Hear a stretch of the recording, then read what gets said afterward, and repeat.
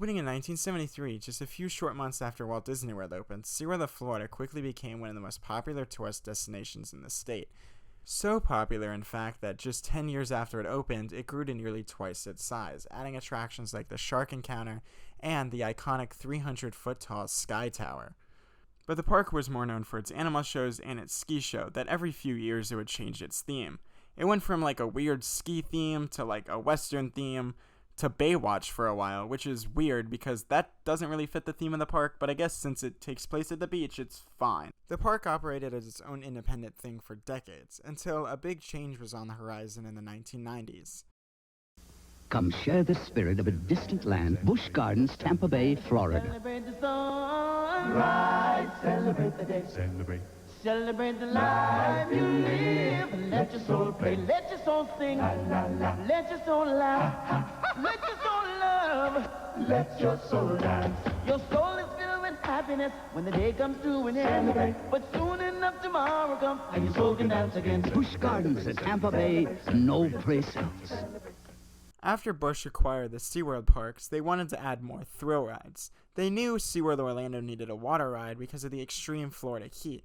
But they didn't just want to build any water ride. They wanted to combine the storytelling of something like Pirates of the Caribbean and the thrill of a roller coaster. At the time, Orlando had plenty of vacant room for their imagination to blossom, and Busch was no stranger to building themed attractions. Just a few years prior, they had opened Escape from Pompeii at Busch Gardens Williamsburg, a twist on the classic Shoot the Chutes attraction that had existed at many theme parks for decades. This ride would feature fire effects, lasers, falling statues. It's still a very incredible ride and a feat of technology for the 90s. But Busch knew Escape from Pompeii wouldn't be a good fit at the ocean-themed SeaWorld park, so they decided to look towards a more mythical, story-based element for their new attraction. SeaWorld would contact German manufacturer Mack Rides and PGAV architects to help them construct this legendary attraction. PGAV would help construct the theming for the ride, while Mack Rides helped construct their innovative ride system. SeaWorld got exactly what they wanted, a dark ride, roller coaster, and flume ride all in one. I was actually able to get in contact with one of the original ride designers, Hector Cayaza, and he was able to share these incredible photos of the original models for Journey to Atlantis. It's interesting how much this attraction changed from its development to now. Originally, the ride had a much shorter layout, including a circular lift with 2 tracks. It's unknown if at this point it was a dueling coaster with like 2 separate tracks, or if it just had 2 lifts spiraling around each other. It also had some weird high-speed bobsled type turn, which would have been cool to see, but I feel like that would have led to the demise of the attraction. The next version was a much shorter and simplified version of the ride, similar to Escape from Pompeii. It had less of a roller coaster portion and more flume portions than anything. And it seems like this is the model where they decided on the dark ride flume portion of the ride. And it doesn't seem like it changed much from this model. But the facade continued to develop and change in favor of a more luxurious and put together facade. This model seems to show a city built on a mountainside and doesn't really focus on the ruins of Atlantis itself. It seems like it's more put within the city, and maybe the dark ride section would have you traveling to Atlantis instead. But it seems like this is the first model where the introduction of the open air queue comes in. The next concept they had seems to be a more compact version, with the station being in the back of the building, and more outdoor flume sections, more like a classic log flume. But this version also had some weird tunnel under the pathway, which is really interesting, and had a lot more theming on the exterior. But this layout does seem to be a little closer to what we got, because you can see that turn after the first lift. But this seems to be the version where the second lift was enclosed, and what that large model was based off of before the budget cuts happened. It's honestly really fun to see the models get closer and closer to the final version. Like, this model almost looks exactly like the version we got, just with some larger features. And this one looks nowhere near the final version we got, because there's some kind of second drop coming out the front of the building instead of the back. I wonder if this version had a roller coaster segment, because unfortunately this is the only photo of that model. Eventually, they landed on the facade we have today, the beautiful and simplified version with the golden domes and flowing waterfalls. But even the model they released to the public doesn't really match the final version, which is really interesting because it just provides more insight into what goes into developing attractions, that they can be budget cut at any time. While trying to decide on a name for their new attraction, SeaWorld hit sort of a roadblock. Universal announced their brand new sparkly theme park, Islands of Adventure. Within that theme park would be a land called the Lost Continent, and an attraction they wanted to call Escape from Atlantis, and SeaWorld did not like that. So they attempted to sue Universal, because apparently the name Islands of Adventure was too similar to Adventure Island. So Universal backed down and allowed SeaWorld to name their attraction after the lost city. The massive show building used to contain the attraction was quickly built next to the park's whale and dolphin stadium. SeaWorld slowly began releasing information to the media that it would be part water ride and part roller coaster, and the storyline would feature an angry siren protecting the ruins of Atlantis. And towards the beginning of 1998, the first billboards began to appear on I-4. Up from the depths. The world's greatest mystery. A city once lost, now found. New Journey to Atlantis. Journey to Atlantis finally opened on April 17th, 1998. SeaWorld had successfully transformed what was once a quaint little corner of their park into a Greek fishing village, with the city of Atlantis smack dab in the middle of it. It felt pretty while also having a creepy vibe to it, thanks to this apparent dialogue that would play over the music loop occasionally. It's truly a creepy little detail that I bet not a lot of people noticed. In addition to this dialogue, the music also really helps set the scene for the attraction.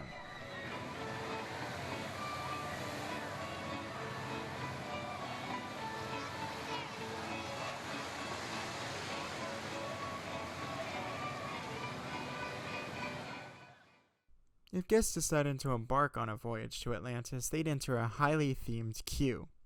The queue itself was actually inspired by Santorini, Greece.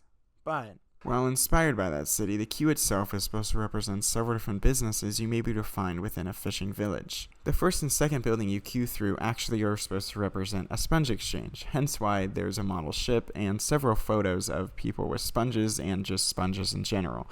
This is a nice little detail that really sets up the environment for the ride. But like most theme park attractions, especially in the 90s, it had to have a queue video, and no better way to do a queue video than from a news broadcast. A van just like this one would be parked outside the queue, broadcasting a video from, well, a news channel. And it would be showcasing the fact that Atlantis had risen from the ocean floor, proving its existence. At least they made up their own news channel rather than using a real one, which is quite creative. And as corny as the queue video is, it doesn't really add any story element to the ride whatsoever. I mean, it has Starvos and Hermes, but the ride doesn't really explain that. He's just a crazed old fisherman until you actually get on the ride.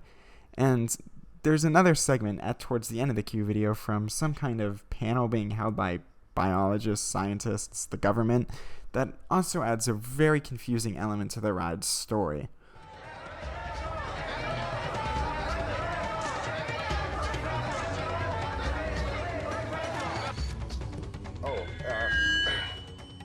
Yes, we have confirmed the discovery of Atlantis and the existence of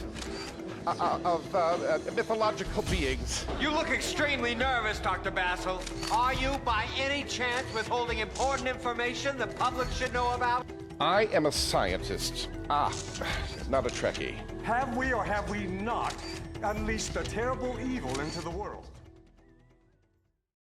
Now you may be wondering how this doesn't make any sense. First of all, how does the government, or whoever those people are, know that there's some terrible evil within the ruins of Atlantis? Have they been in there? I mean, it had just freshly risen from the ocean floor at the time of this broadcast, I assume. So how do they know there's some evil entity lurking in there? I mean, maybe Starvos told them, but the Q video doesn't seemingly acknowledge that. Most of the Q video, unfortunately, is still lost to time, and this is only about 5 minutes of the original 20-minute Q video, so maybe the original 20-minute Q video makes more sense. But what we have right now, in addition to the information that later in the Q video Starvos would warn us not to board our boats and enter the ruins, the Q video doesn't really make any sense.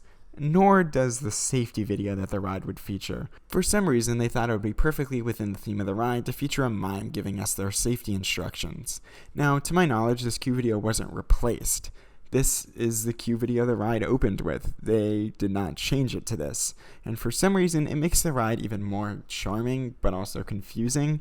But once we board our boats, We dispatch from the station and glide past a deserted village courtyard where Starvos warns us once again that it's too dangerous to continue, but he grants us with the protection of Hermes, the magical seahorse, and we're on our way, magically transported beneath the sea into a brightly lit coral reef that is definitely not reminiscent of some 90s arcade or laser tag arena. Our boats continue onward until we're greeted by a mysterious voice.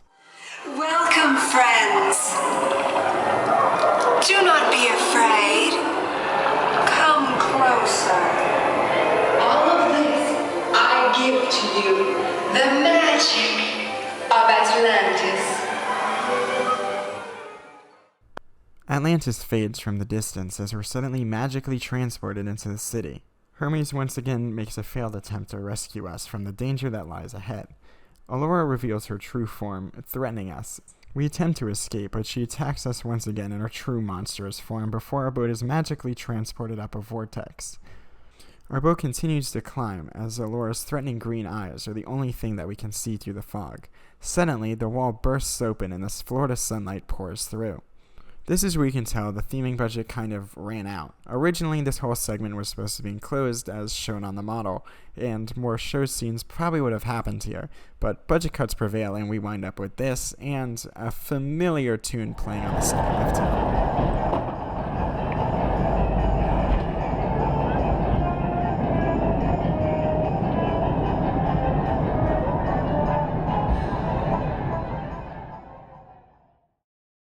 Like I said, this ride's thematically a mess. The boat makes a large left-hand turn before plunging down the large 60-foot drop into the water below, soaking the riders. After a brief moment to relax, our boat drops once again into a volcanic spring where Allura lets us know that she isn't quite done with us yet, as our boat ascends up another lift. Once at the top of the third lift, we enter Allura's shrine, lit by candles and filled with shipwrecks and treasure. Our boat quickly gains speed, flying towards a mist curtain, where Allura's face is seen as she's defeated by Hermes, and our boat plunges into the darkness, before splashing into the murky waters below once again, finally ending our trip to Atlantis. After disembarking from the ride, guests could obviously visit the gift shop, as well as a highly themed aquarium called the Jewel of the Sea Aquarium. This aquarium is one of the most beautiful aquariums in the park, and is one of my favorite aquariums in the park.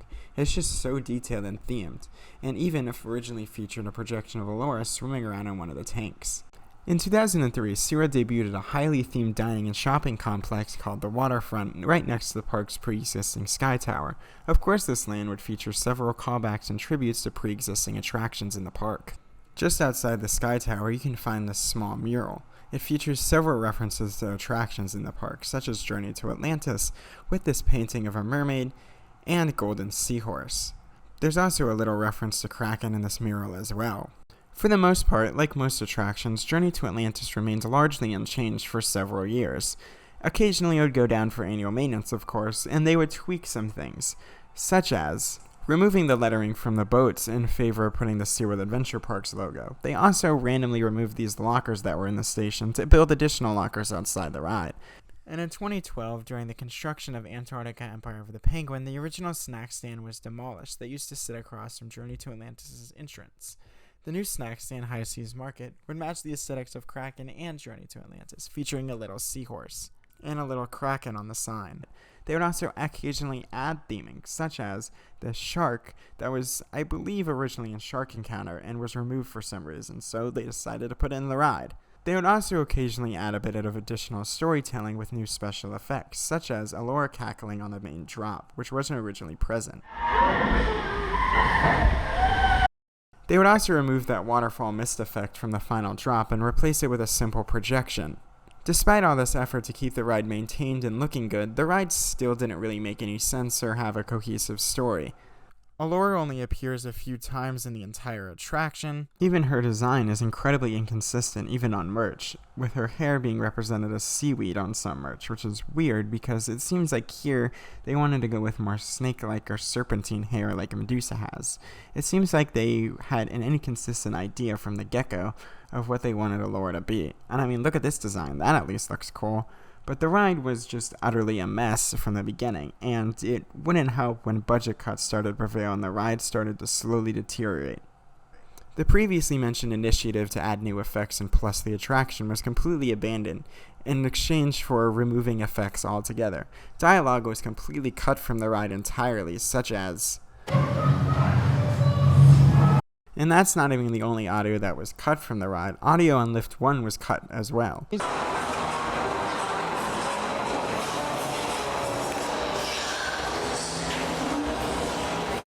Some effects had a reason for being removed or disabled, such as the Allura statue sliding out. It was tearing the building apart, so they could no longer run it as intended, but they did upgrade the lighting effect to at least make it look like it was moving. But that eventually broke and was left on a static green light. The mist throughout the ride was also disabled for safety reasons because it kept triggering an e-stop.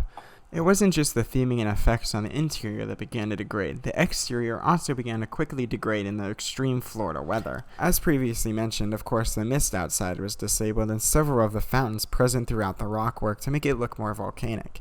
As far as the facade goes, it began to crumble away, and they did make an attempt to continue maintain some of it, such as removing the dome in 2009 to repaint it and clean it, and it came back just a year later, better than ever, but it seems like this was the only element that was ever taken off the building to get refurbished. After years of disrepair, big changes were soon on the horizon for Kraken and Journey to Atlantis, but first we have to talk about another experience at the park that somewhat connects to Journey to Atlantis. For several years at the park, over at the Nautilus Theater, you would be able to find a Cirque du Soleil style show called Allure Call of the Ocean. This show was extremely popular, to say, and for good reason. It has some of the most beautiful costume work and music design of any SeaWorld show, and it clearly took inspiration from Atlantis and several myths that center around the ocean. Inspiration aside, they clearly put a ton of effort into this show and really cared about making it a unique story that had never been told before. Unfortunately, in 2014, the show would permanently close due to budget cuts, but that doesn't mean its elements wouldn't be used elsewhere. In 2017, Journey to Atlantis would close for a major refurbishment alongside Kraken to become Kraken Unleashed. Now, I honestly don't think Kraken Unleashed was that bad of an attraction, as far as VR coasters go. I know, how dare I say a VR coaster was good. Kraken Unleashed was different, though. It would be the first time a VR coaster would ever attempt to tell a story and stay in sync with the ride's layout. One of the many issues with the VR coasters was the footage getting out of sync if the ride stopped somewhere in the layout. But Kraken Unleashed would prevent this by keeping the VR headsets in sync with the coaster layout by sensors placed throughout the ride. And not only would this make the experience less nauseating, but allow SeaWorld to tell a consistent and immersive story throughout the entire coaster layout. But Kraken Unleashed was actually part of a much grander scale project for the land, then known as the Sea of Mystery. They wanted to connect Journey to Atlantis and the ride together for the first time.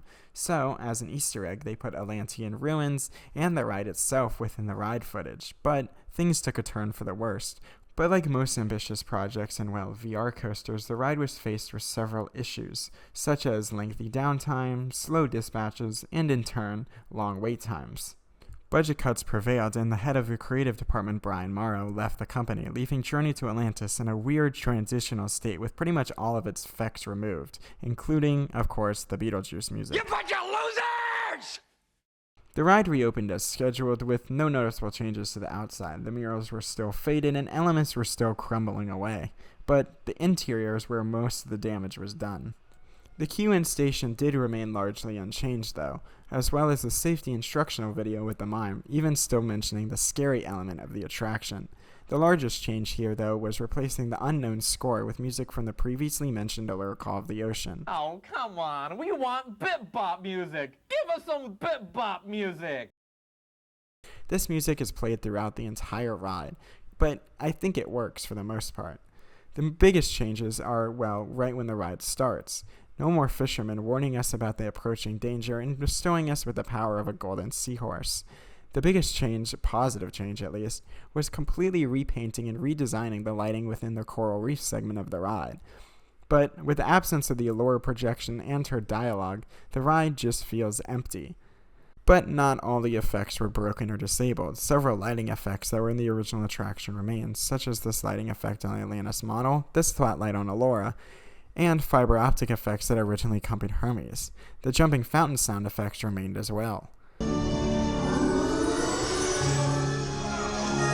Surprisingly though, what was left of the theming on the roof remained intact, until the next refurbishment, where it was also removed. As far as the shrine goes, the Allura projection was removed, but just like the rest of the ride, the lighting remained unchanged, including the sound effect that plays as the boats descend the final drop. Despite all these changes, some fans remained hopeful that this was just a transitional period and that the ride would later be upgraded after its next refurbishment, but the years went by and no changes occurred. But finally, in 2023, the ride closed for a major refurbishment that would change the ride slightly. Surprisingly, during this refurbishment, the lift hills and drop were replaced, and the exterior of the building was mostly pressure washed and cleaned and looked better than it had in years. But the biggest changes weren't just on the outside. Several changes on the interior of the attraction surprised me as well.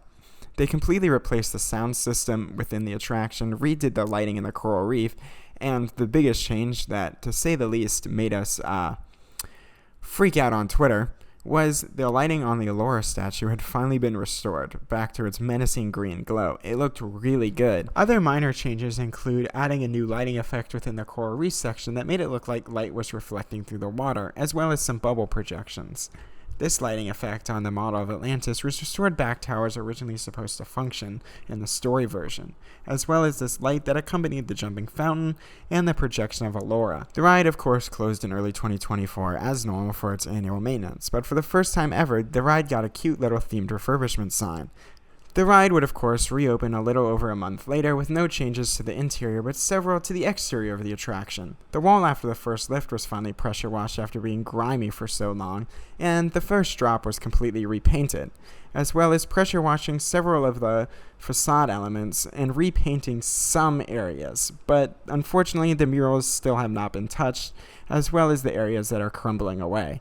But progress is progress, and maybe one day these areas will be cleaned as well, maybe during the next refurb. But if you want my personal opinion, the current state of this ride is very depressing. Seaworld once had a Disney-level quality dark ride on their hands with incredible special effects and a groundbreaking ride system, but now Journey to Atlantis has been left behind with the current revelation of modern dark rides. With all this technology at their disposal, like projection mapping and how far lasers have advanced, you'd think they would really be able to upgrade this ride. Despite my personal opinion, I still don't want to see this ride go anywhere, and neither does Seaworld, it seems like. They seem to keep maintaining it to at least keep it functioning, but have no plans to restore the story element. But as long as this ride's still existing, I'm happy. And its popularity seemed to have pushed Seaworld to build other versions at their Seaworld parks in the US. SeaWorld San Diego is actually the oldest of the three SeaWorld parks, and similar to SeaWorld Orlando, it started off as just a zoological park, and later added thrilling rides and attractions such as Wild Arctic, as well as adding a sky tower similar to Orlando. The interesting thing about SeaWorld San Diego, though, is the land it's built on is owned by the government, so every few years they have to submit a master plan of all the attractions and additions they want to make to the park. This master plan is interesting because it shows things that were never built. SeaWorld San Diego was once supposed to get an entrance similar to what SeaWorld Orlando got, but this never came to fruition. The most important thing in this master plan, though, is the first hint at them wanting to build Journey to Atlantis for themselves. At the time, it was only referred to as a splashdown ride because they didn't know if it was going to be approved or not. They had developed the concept and layout to fit in the small space they had next to the hospitality center that was already at the park. This small blotch of land allowed them to build a more coaster-focused section, rather than a dark ride, because it was so high off the ground. They had to restrict the building to being blue and white, though, because of the restrictions by the government. Nothing too dramatic, because it had to blend in with the environment. Construction began on the massive tower that would help support the coaster structure and act as theming elements. Towards the end of 2003, the ride track layout was completed, as well as the theming, so testing could quickly begin. On May 24, 2004, Journey to Atlantis finally opened to guests at SeaWorld San Diego, and to the surprise of many, the queue was a lot better than Orlando's, despite the cheaper exterior. The queue features a lot of murals and little details that truly make you feel like you're in the lost city of Atlantis, more so than Orlando's. The queue, though, consists of this really long, dark hallway leading to the station. Unfortunately, as themed as the queue is, the station lacks most of that theming. It's uncovered and just features a few pillars. It's kinda sad how budget cut this ride is. Mist envelops the lift hill as a mysterious voice calls to us. As you begin your quest, remember the lessons from the people who looked only to their own needs and forgot their connection to the sea. The boat disengages from the lift hill and makes a right-hand turn, heading down a small drop before more audio begins to play. The Lord of the Seas may soon awaken. The boat heads down the massive drop, splashing into the waters below, but just like Orlando's version, the ride is not quite over yet. After our 180-degree turn in an S-bend, our boat enters a dark chamber, seemingly only lit by a mysterious yellow light, as a male voice speaks to us.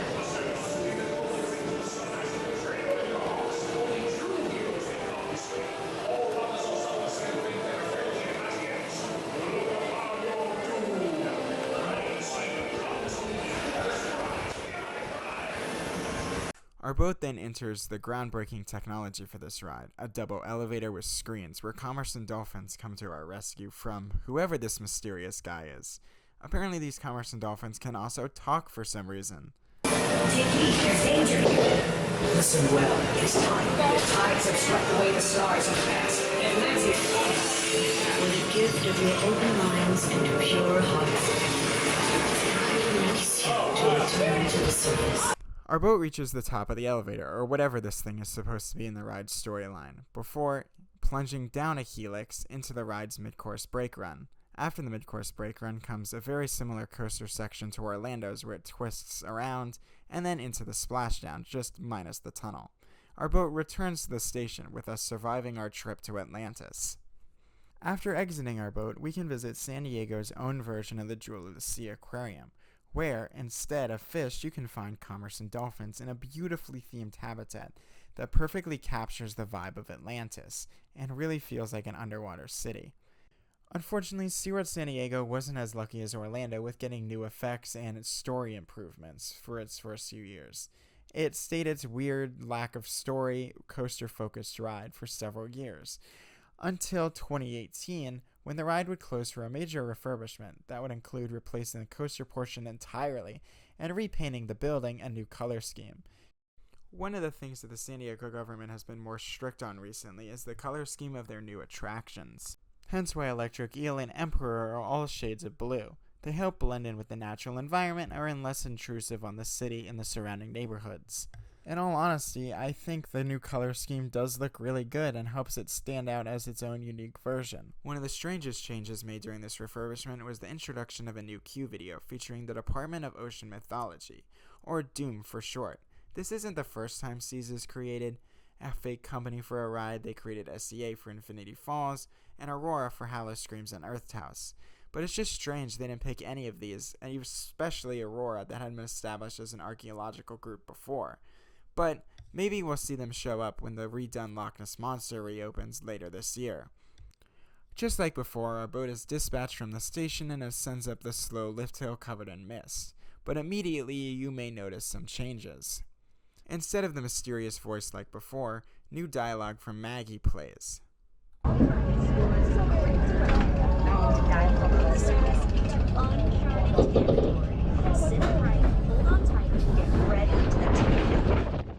I know, this is just a safety announcement, but it replaces what little storyline this ride had in the first place. Sure, it didn't make any sense, but at least it was there with a threatening presence of the villain. This version just feels boring and lackluster. Dialogue similar to the original version plays as we enter the elevator, but instead of the screens activating with the commerce and dolphins, dialogue from Maggie and music from a lyric call of the ocean plays instead.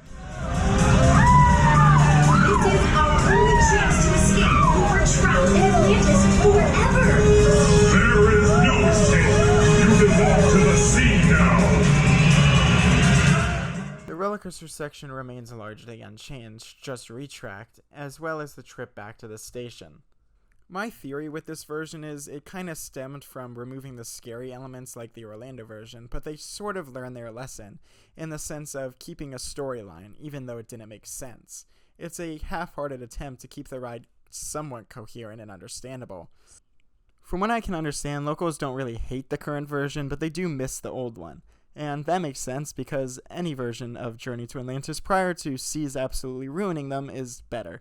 But the building is pretty with its white and blue color scheme, and they did a great job for what they were limited to by the government. And I've never really heard anyone call the current version bad, just confusing. San Diego would unfortunately be the last time SeaWorld would attempt to add a storyline or theming to some version of Journey to Atlantis. SeaWorld San Antonio is technically the newest of the 3 SeaWorld parks, with one of the most unique collections of coasters, flat rides, and animal exhibits, and makes it one of the most special parks in the chain. In fact, it was the first SeaWorld park to receive a water thrill ride shortly after Florida's Boardwalk and Baseball closed. They would remove the log flume and relocate it to SeaWorld San Antonio, reopening it as Texas Splashdown. 2 years later, they would introduce a massive Intamin River Rapids ride called Rio Loco due to the demand for Texas Splashdown. While these rides did their job of getting guests soaked, there was one glaring issue. Their distance from the main entrance was a bit excessive. The walk from the entrance of the park to these rides, because they were right next to each other, is a bit long. It's a good, decent walk, especially in the heat, so they eyed another plot of land closer to their Beluga Stadium just a decade later. They would contact Mack Rides once again, but instead of going with the classic water coaster like before, because everything is bigger and better in Texas, they decided to go for Mack Rides' new innovative Super Splash water coaster, which had proven to be popular at their own park, Europa Park. This ride is taller, faster, and gets guests more wet, a perfect fit for the Texas heat. Soon, land clearing construction began for the then unknown 2007 attraction. News outlets began to pick up the fact that it was going to be a water ride of some sort, and then later in the season they confirmed that their own version of Journey to Atlantis would be added to the park.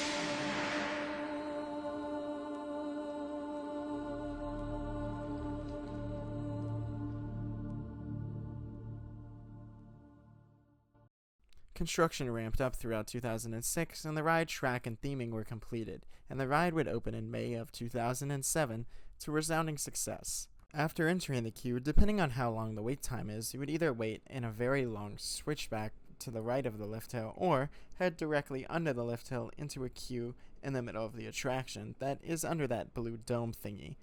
After waiting, possibly an hour or more, you'd board the massive boat and begin your adventure.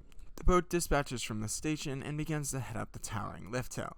When they're running the max amount of boats, this lift hill tends to be very slow and miserable in the Texas heat. Once at the top of the lift, you get to the most exciting and themed part of the ride, a reminder of how far you parked from the entrance. Good luck walking back all the way to your car in 100-degree weather. Suddenly, the boat begins to rotate around. These turntables are the most unique and interesting aspect of this ride, and definitely make it worth riding at least once, because there's no other ride in the US like it. The boat plunges down the first drop backwards, and although there's no airtime, this drop is still pretty thrilling. The boat rotates 90 degrees and sits there for a minute, giving you a chance to look out over the park and what other attractions you could be riding instead of this one. Finally, the boat starts to go forward towards the climax, the 100-foot drop, the moment everyone's been waiting for. It plunges down through the archway, and that's it. That's this entire ride. While being the most unique rendition of the attraction out of all three, it is definitely a one-trick pony. The turntables are what makes it special, especially the backwards dip. I'm not trying to say it's not a fun ride, but if it had a more theming and a storyline, I think it could possibly be the best version of Journey to Atlantis. Of course, being a Journey to Atlantis ride means it has to have at least a few broken or changed effects. One of the things that's actually been broken for quite some time now is the waterfall on the last drop. It has been broken since at least 2018, and I'm not sure if it's ever going to get fixed.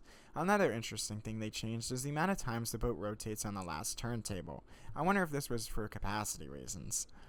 Another missing element that seems to be more off and on than anything is the music throughout the ride's course. Sometimes just generic pop music will be playing, but for a brief time the ride actually had a theme score that would play throughout the attraction.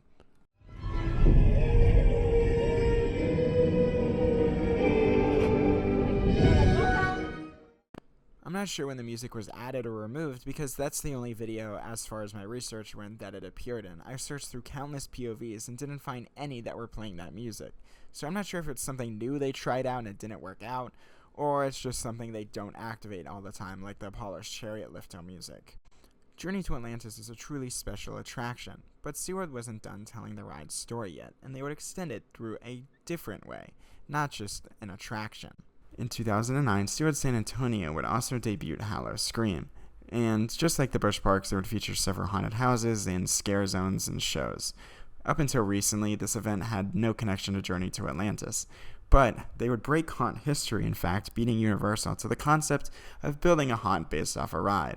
I mean, obviously, what better ride to pick than Journey to Atlantis, one of the most themed attractions you've ever built. You might think to yourself, a haunt based off Journey to Atlantis must be pretty cool and themed, right? Maybe it continues the ride's storyline or revives it entirely. After entering the house with no facade, you'd enter the wrong ride, apparently. This looks more like Escape from Pompeii than it does Journey to Atlantis, but at least these costumes for the living statues are cool, and the scare actors are pretty dedicated to their role. After you realize you entered the wrong attraction, you'd round the corner and finally see something recognizable, a scene with blacklit coral reef and a ripple projector. It's really just like the ride. We round the corner and are attacked by a large anglerfish puppet, before entering another room with a large chamber featuring a Roman guard and another siren. You would then enter what I assume is supposed to be seaweed, but more looks like Party City streamer randomly hung from the ceiling. It's not a party without streamers! After that, we pass through another scene that looks like it was taken out of the ride, before immediately going into a hallway with mirrors and wood on the walls that doesn't really make any sense. After a clutch of red eggs and a random red swirling vortex, the house kinda just abruptly ends, leaving guests to have this reaction. What the hell was that? Thankfully, though, all was not lost on an attempt to build a house based around this ride. It would return again for 2023 reimagined, as they called it, and was it any better? It actually was a lot better. New costumes and lighting effects were added, as well as some new scenes. Of course, the stuff that worked before was kept, such as the blacklit coral reef scene, but minor improvements were made, such as adding this giant eel and my favorite character in a haunted house ever, this giant starfish man. I love him. Why is he here? He's just existing, and he's fantastic. They also added this giant creature that I assume is supposed to be the Kraken, but it's just one of the coolest set pieces I've ever seen them put in a haunted house for any of these events. And as improved as the current version is, it still isn't the best execution of an Atlantis-themed house. I mean, just take the Orlando ride and turn it into a house. You already have a big scary villain to use as scare actors, and I mean, even Starvos could be a scare a few times, guiding you with Hermes and fiber optic effects placed throughout the house. I'm not saying basically drain the ride and pick it up and turn it into a haunted house. Do your own thing with it and make it creative, just like this house did. Maybe they can keep that concept of those creatures running around and make them Alora's minions or something. I think those, at least, are a good concept and do look really good, and I would like to see those puppets retained with this version as well, but just make it more cohesive and coherent. In 2021, though, SeaWorld Orlando would debut their own version of Howl-O-Scream, and the same year Cursed Chasm debuted, they would introduce a brand new scare zone called Terrors of the Deep. This scare zone's name would not only be a reference to the original shark encounter, but its logo would have a suspiciously similar character. While this scare zone is more aesthetically similar to Cursed Chasm, featuring Roman guards and various creatures wandering the scare zone. Next door, though, at the Shark's Underwater Grill restaurant, would be a bar called Alora's on the Rock. Now, unfortunately, the only reference to this ride in the bar was the name. None of the drinks were references to the ride, at least to my knowledge. Now, admittedly, when both the scare zone and the bar were announced, I was hoping that they would be direct tie-ins to the ride. Maybe the bar featuring within the music loop dialogue from the ride, and the drinks being named after like Hermes and Starvos and stuff, but that never came to fruition, and I was just disappointed. That's about it for the references at Howl-O-Scream. San Diego, as of now, hasn't done a haunted house or a scare zone based off their ride, or any version of Journey to Atlantis at all. Of course, we all have memories of the first time we rode Journey to Atlantis. Mine, I barely remember. I do remember that I did experience it with what was left of the storyline shortly before it closed for Kraken Unleashed. The statue no longer moved. I think the Alora projection was super faded, and the audio was like really low, so I couldn't really understand what was going on, even though the ride was pretty incoherent to begin with. I do remember the chandelier dropping and like the candle room with the Alora projection. But I remember no audio, like dialogue, for a good chunk of the ride. I remember the audio outside the second lift going back into the building. But other than that, that's a lot of what I remembered until, I really started doing research into this ride when I became obsessed with it after getting evac'd off it in 2018. I became really interested in, what used to be there because I saw, a lot of the remnants of the effects getting walked off that ride. So I became very interested in, the inner workings of this ride, and it ended up spawning this. But I invited some other people to come and talk about their favorite memories, so please welcome Storybook Amusement to talk about his favorite memory of riding Journey to Atlantis for the first time. So, Journey to Atlantis, it's a ride that really elevated what SeaWorld Orlando was doing at the time. You think about the shows and the exhibits they had, even attractions like Wild Arctic, they were all really well done, but none of them had the theming that this one really had. Journey to Atlantis brought a level of immersion that I don't think SeaWorld has done since then. My earliest memories about that ride, I was probably about 6, 7, or 8 when that ride opened. It felt real. Obviously, the first thing you see when you look at the ride is the huge facade. It is so detailed, so well done, especially at that age that I was. It was incredibly believable. But then another thing that you see is that huge drop. When you're a little kid, that thing may as well be like 500 feet tall and 90 degrees straight down. Basically, the first few times I saw it, I couldn't help but think I was going to fall straight out. My family was season pass holders around the time that the ride opened, and this new ride was clearly something all of us were excited for, but I don't know if I rode it those first few times my family rode it. I probably stuck behind with my mom, and she walked me around the aquarium that's there, and just getting a taste of the facade and the whole environment around it, the music that's playing, the sounds, the screams, the splashes, and all that, and just being completely overwhelmed by this story, by this setting, by everything that was being created around me, and truly thinking that a sunken, lost world emerged into the middle of a theme park, and now we were here, and you could experience it right there. It's these moments that are bigger than life that a coaster or something like that by itself can't do. When I was finally brave enough to get in line, and we're waiting the whole line. I don't know if it was an hour, if it was a couple hours, I have no idea, but it was a long line. We're waiting in all those little sections of the queue and just taking in all the little settings, all the little areas and everything. And once again, believing that it's a real place that I'm visiting and I'm probably in true danger. And we keep going, the line keeps turning and everything. And eventually we get to the load station. I see the little mine on the video doing his little thing. And at this point, it's getting real. You could start seeing people getting in the boats. We are assigned a row. And I turn to my mom, hey mom, I gotta go to the bathroom. And she's like, really? Right now? Are you sure you can't just hold it another 5 or 10 minutes? And I'm like, no, mom, this is an emergency. I gotta go. I didn't have to go. I was too scared to get on the ride. So thank you, mom. You waited an hour or 2 hours, however long that was. I know it was a really long time. She walked back the entire line, holding my hand probably, pulling me, walking me to the bathroom, and she did not get to ride the ride while my dad and my brothers did. But I don't feel like I missed out. She probably felt like she missed out. I felt like I lived another day. I wasn't gonna die. It was all good. But as time goes on, I'm probably introduced to new experiences and scary things. At some point, I don't remember exactly how old I am, but like I said, I'm in that 9 years old kind of range. I'm brave enough to ride the ride, get in the boat. We start going through and it's whimsical. I remember being a little kid in that boat, looking over, seeing the guy through the window and the seahorse. And I apologize, I don't know exactly the story off the top of my head or the characters' names or anything, so I'm going to use pretty general descriptions of what's going on. But seeing that, seeing the twinkling, there's definitely a level of world building that takes place. And once we get through a little bit of the ride and you go to the lost city of Atlantis and it's shimmering, it feels like you're underwater, everything's very cool and blue and purple and that kind of mood. It almost felt like I had to hold my breath the whole time. The level of detail and everything that's happening around you is just spectacular, pretty wonderful. So we keep going and the tension starts rising and Medusa, or whatever her name is doing her thing. She's showing up on projections. You hear her voice all around you. And it's just a really overwhelming experience for me as a kid. But as all that tension is rising and the stakes are getting higher and there's a real threat, there's a real danger in this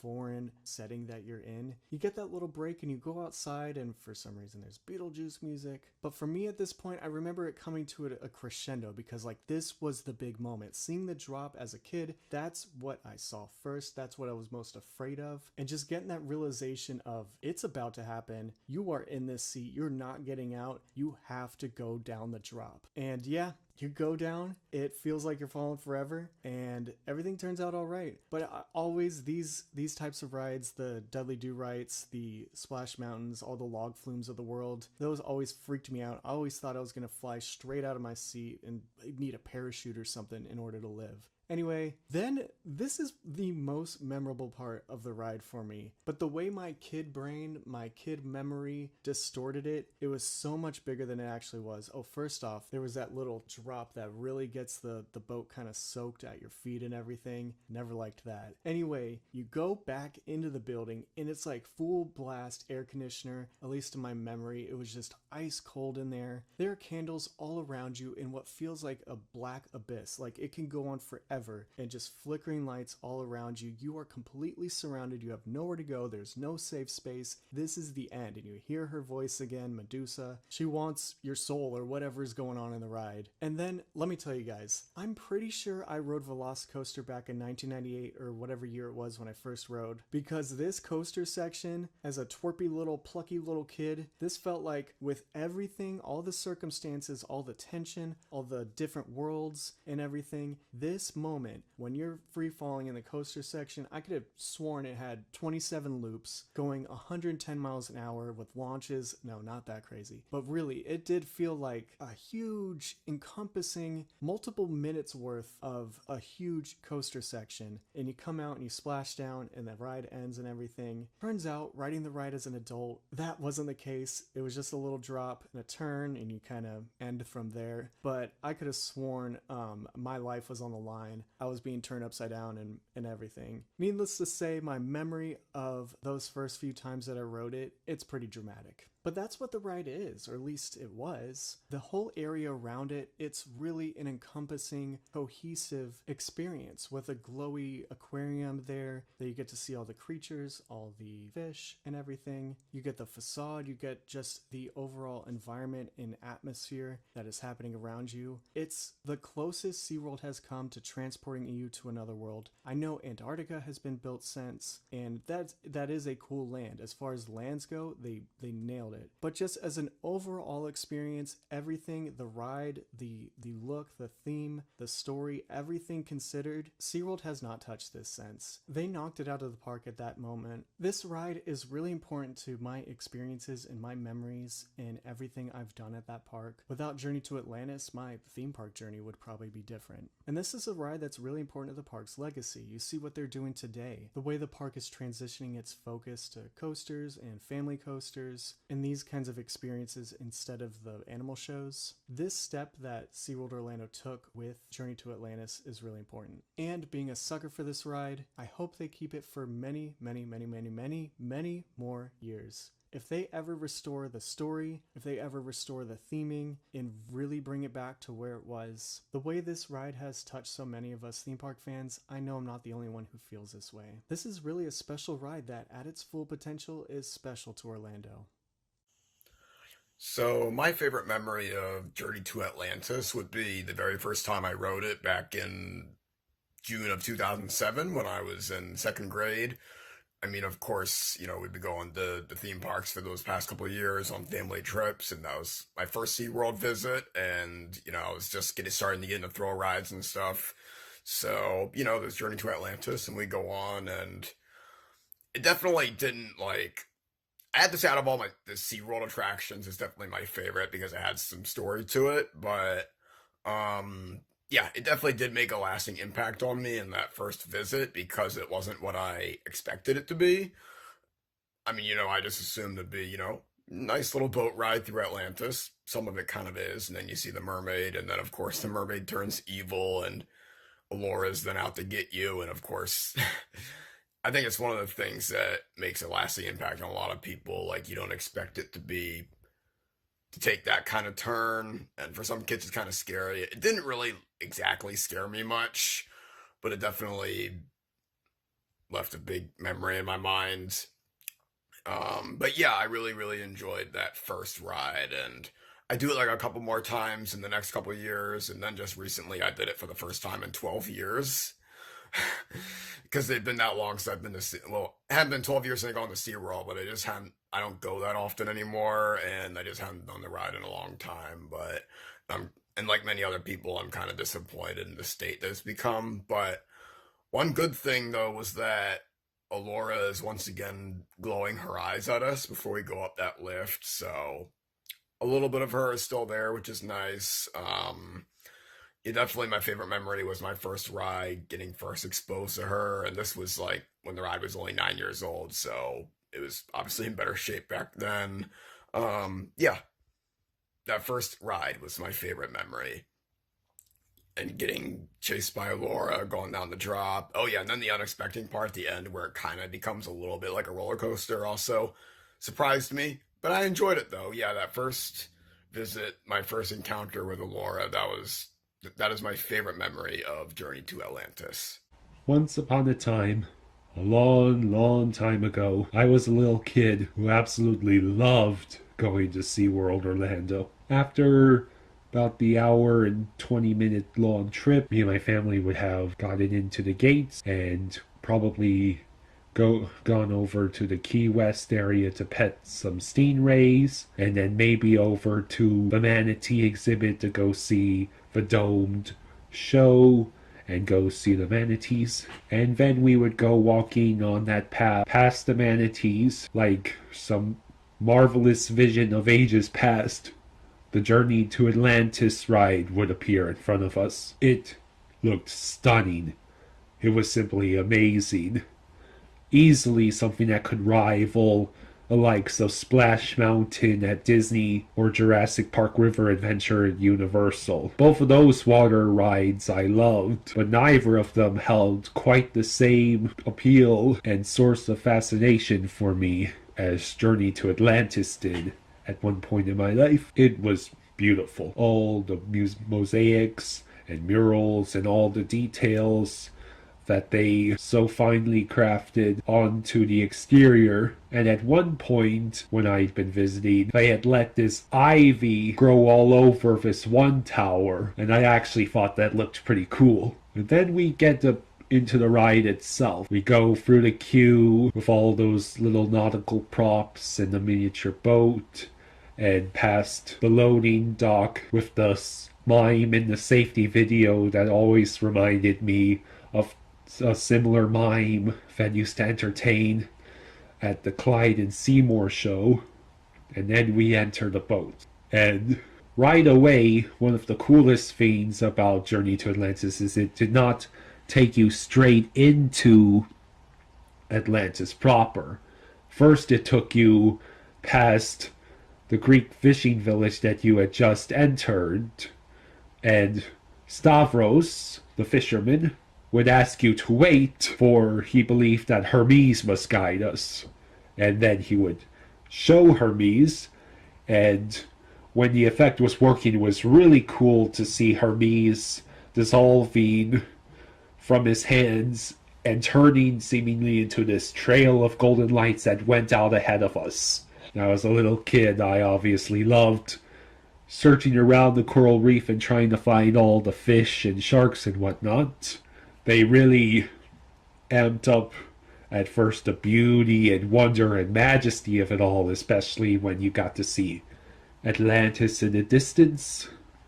And then comes my favorite part of the first section of the ride, where there was the statue with the face of Allura on it, and then that flash of lightning, and that giant, hideous Allura statue coming out. I'm sure that got me at least once or twice as a kid. And then traveling up that lift hill with those swirling green eyes, and Allura calling out, "Come to me." And it was very, very good at building up the tension. The one effect I always appreciated was just before the drop, when that chandelier would seem to come crashing down and Allura would laugh at us again. It was a great little way for her to show that she was still trying to torment us as we headed down that plunge and into the water. And then I always loved the dialogue that came right after that, where Allura was like, "Leaving so soon? I think not." And as she laughs and you go up that second lift hill, you know that you are headed for one last encounter. And once you got inside that darkened space with all those tattered sails and candles, like it was a shrine to Allura, and you saw that hideous face projected onto with the flames coming out, seemingly. It was very dark. And then that roller coaster drop. Man, oh man, the way it drops and sorts of turns to the left and then makes that swooping turn back to the right and then into the water. It's amazing. There is no other roller coaster drop like it that I've ever experienced, especially considering that it's a water coaster. Once you exited the boat, having braved Atlantis and the dangers lurking within, it was just about the perfect time to head over to the Jewel of the Sea Aquarium, and me and my sister and brother would all run around and be utterly amazed by the fact that the fish and the other marine life were not just to either side of us, but also above us in the ceiling and beneath us in the floor. But nowadays, with all the effects currently turned off, save for one or two, it's probably still the best attraction outside of Disney or Universal in Orlando. And I know the next time I find myself in SeaWorld Orlando, I will really, really enjoy, after all these years, going back on a journey to Atlantis. I still remember how great the original Journey to Atlantis was. All the special effects working the whole time, the narration playing. I thought it was really cool when the statue turned into the evil siren from The Gentle Mermaid. I liked the little seahorse fella that would follow you around and help guide you through things. And it has possibly the coolest lift hill on any ride, with the menacing, looming face of the siren Allura as she's about to get you. Oh, and don't even get me started on how fitting the Beetlejuice music was. I mean, maybe not totally fitting. It was a little out of place, but I still thought it was really great for the overall energy of the ride. And it's a little hard to ride it nowadays, seeing all the shadows of its former self. Almost none of the special effects work. The story is pretty much all gone. Sometimes I don't even see the funny mime in the Q video. The ride used to be excellent. It used to be one of the best themed attractions in Orlando, which is saying a whole lot. And now it's good, it's alright, it's still fun to ride. The coaster segment at the end is still good, if a little rough. But it just isn't the same without all of the effects, the theming, and the story being gone. I miss original Journey to Atlantis, and I hope SeaWorld can find some way to fix it up.